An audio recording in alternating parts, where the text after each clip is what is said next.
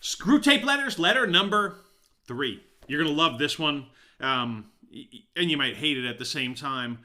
One of the most amazing gifts that we can give to other people is the gift of helping them to become who they can be. Emerson put it this way: the chief want in a man's life is for someone to help him become who he can be.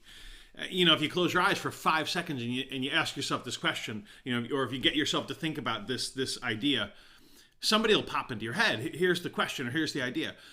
Who in your life helped you to become who you are?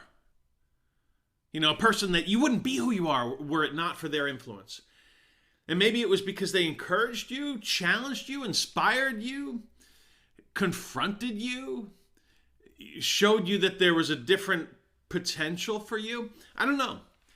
But one of the greatest gifts we can give other people really is planting seeds in their life that have the potential to be game changers for them. And that's been, throughout this whole book conversation, it's been one of my challenges to you. From every single chapter, I challenge you and I challenge myself to take something from that chapter and make it a seed that you plant into someone else's life. And I don't think it's hard. I think it's actually quite simple. You could say, all right, chapter 3. Is there something in this chapter that you could tell someone in your world and say, wow, what do you think about that? What do you think about that? Chapter 3, Screwtape digs into the family. Oh, yeah. I love what G.K. Chesterton said. He said, we're commanded to love our neighbors and our enemies, probably because generally they are the same people. So Screwtape says, his mother, I'm glad to hear about the relationship that the patient has with his mother. Is there some relationship you have in your world where you can see this? And this is a perfect conversation to have with somebody you know. A tempter coming along and saying, wait a second, partner up. Your patient is this man, and Glubos is the tempter in charge of the mother. And he says, Screwtape says, make sure you guys keep in close contact. Talk to Glubos. So what are you whispering in the mother's ear? Oh, okay, good. What are you trying to get the mother to notice or not notice? What are you trying to steer the mother towards or away from? Oh, good. I'll work with that. I'll steer the son towards or away from something that helps create more conflict. And then he digs into what he can do, how he can use that relationship. There's a great question for us to wrestle with and invite people in our lives to wrestle with, and that's this: How would a tempter work within your family to help steer you away from God, from goodness, from love, from patience, from courage, from honesty, from beauty, from the impact that you could have as a family, there's an expression in the beginning of the book, Good to Great. It says, good is the enemy of great. Good is the enemy of great. How would a tempter or a group of tempters work within your family to steer you away from great, to get you content with good, or to get you heading even lower than good, down to mediocre, down to awful? So he points out a few things. Screwtape says, help the patient to just focus on his inner life. Help him to, forget. He says, keep his mind off of the most elementary duties by directing it to the most advanced and spiritual ones. In other words, helping her out around the house, cleaning up the table, putting clothes away, taking care of little things for his family member, maybe washing the car, maybe planning a trip, maybe picking up one of the kids from school, maybe sitting down with the kids to look at homework, maybe asking someone in your family how their day went. Keep his mind off of those things. Keep his mind off the simple things, the basic things, and help him to look towards just the big, complicated things, the advanced and the spiritual things. I love this. In that same little point, he says, get him to the point where he can practice self-examination. He could sit in prayer for an hour without ever discovering any of those facts about himself, which are perfectly clear to anyone who has ever lived in the same house with him or worked in the same office. In other words, help him not to notice any of the things that he could be doing differently. Any of the ways he could be more encouraging, more forgiving, more present, more kind, more loving.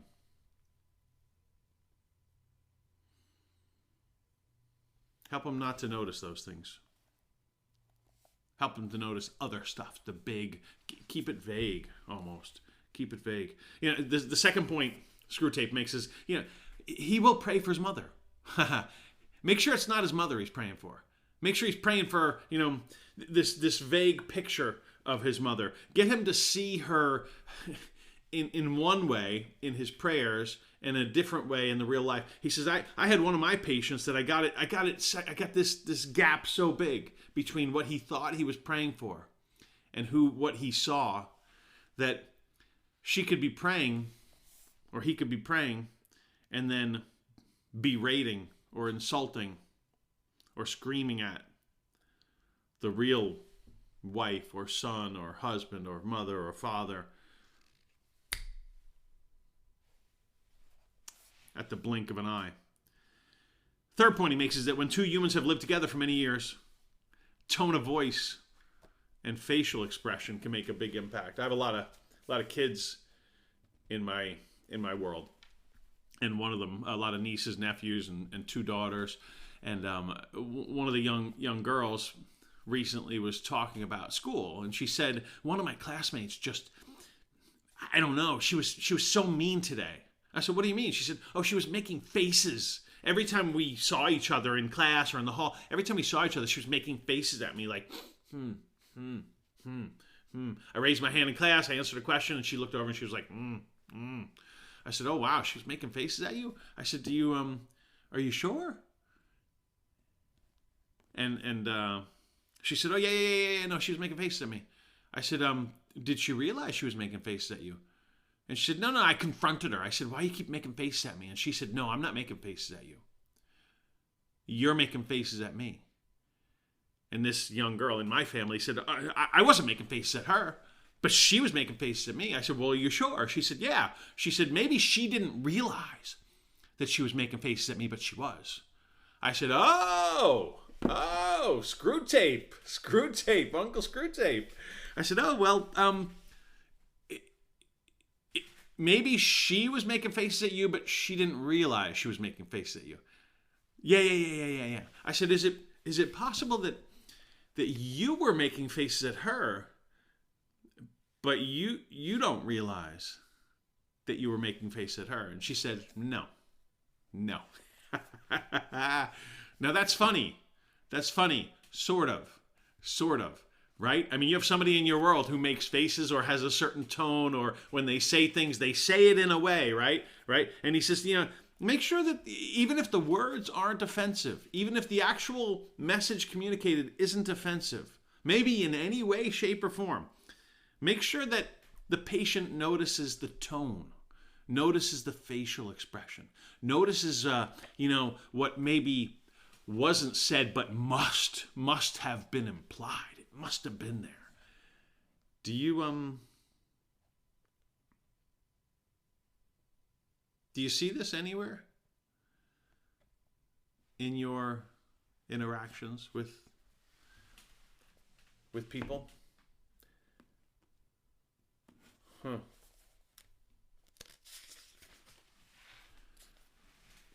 At the end of this little letter, Screwtape says, set it up in a way that every time they have a quarrel, every time they have a disagreement, every time they have an interaction, really, they can both, the mother and the son, maybe it's you and your spouse, maybe it's you and one of your in-laws, maybe it's you and one of your coworkers or your boss, it's good to pause and reflect. For me, who is it?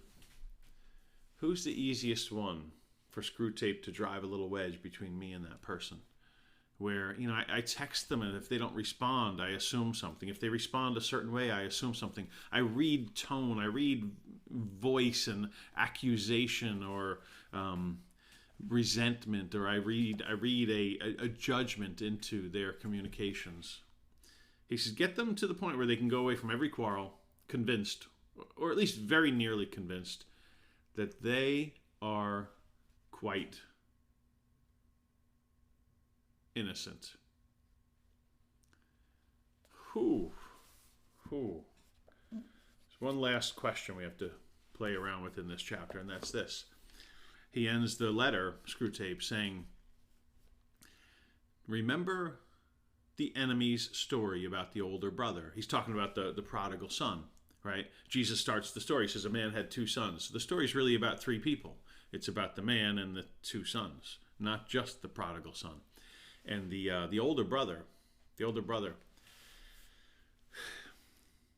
he's not happy with the forgiveness.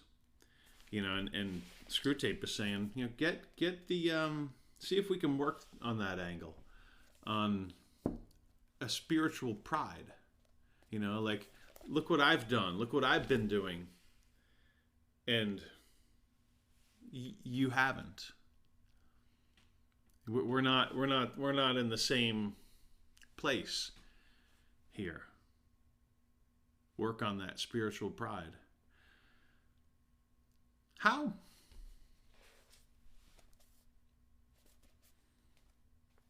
this applying in your world?